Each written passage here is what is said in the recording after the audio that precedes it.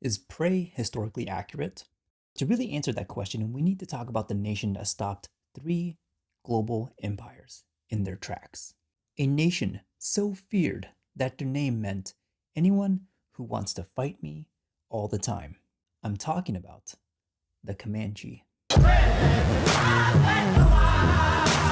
Of all the indigenous nations on this continent, few stood as strong or struck as much fear as the Comanche. Think of the Greek Spartans, but on horseback, moving with precision and ferocity that colonial powers weren't ready for. The Comanche resisted three global empires: the United States, France, and Spain, and they did it through unmatched horsemanship.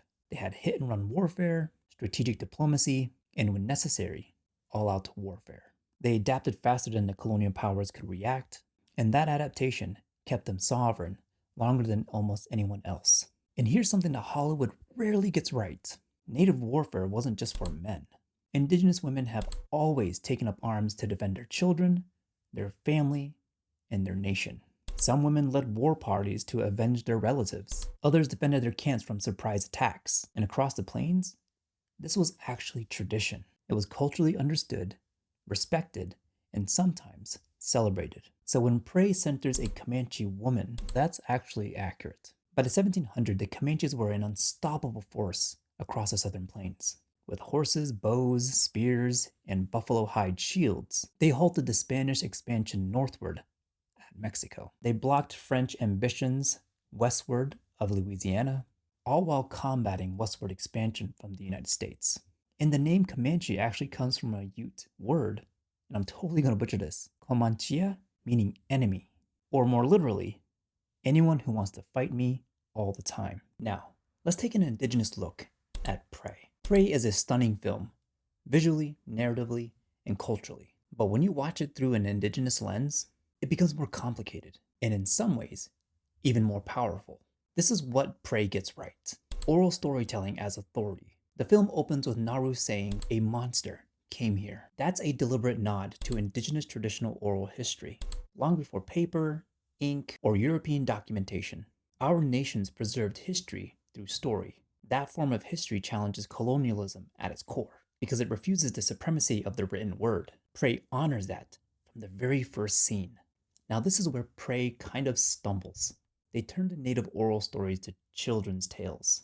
When Naru warned the hunting party of what she saw, they mock her by saying, "You saw a monster from a children's story?" This moment frames indigenous oral tradition as superstition, as if native stories were bedtime myths, instead of spiritual, cultural, and historical knowledge passed down from generation to generation. Traditionally, you heard your community's warnings. You respect that the world is full of mysteries and power beyond your understanding.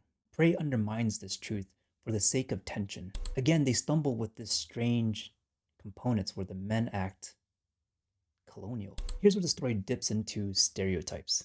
Multiple Comanche men talk and behave as if they've already been colonized.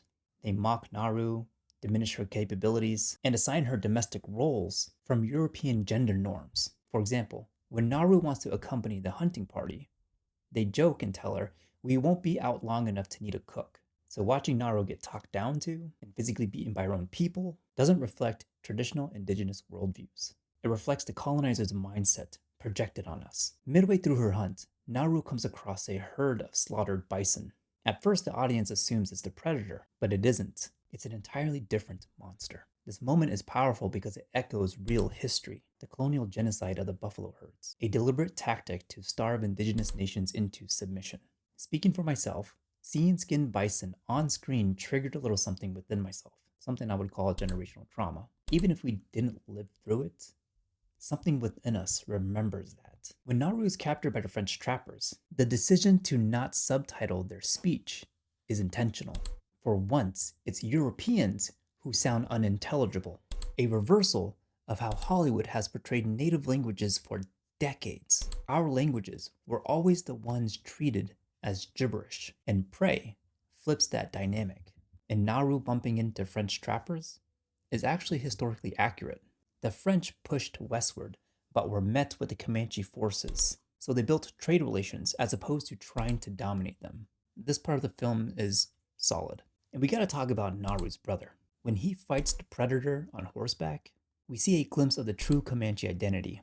Their warrior way of life completely centered the horse. It defined it. Their mobility, their warfare, hunting, wealth. The horse was everything. Men, women, children, all learned to ride, and their skill was unmatched in the Great Plains. So that scene, chef's kiss.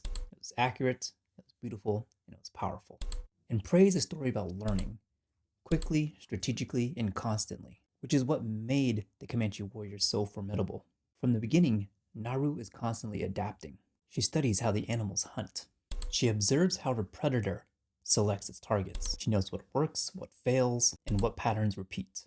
She even learns from her failures, like falling during her cougar hunt or misunderstanding the predator's hierarchy. This is probably one of my favorite parts. Her mother reminds her, this ceremony isn't about hunting, it's about surviving. And that philosophy becomes her greatest weapon. That, and the fact that no one views her as a threat. Before the final battle, Naru whistles at night. To indigenous people, this hits differently.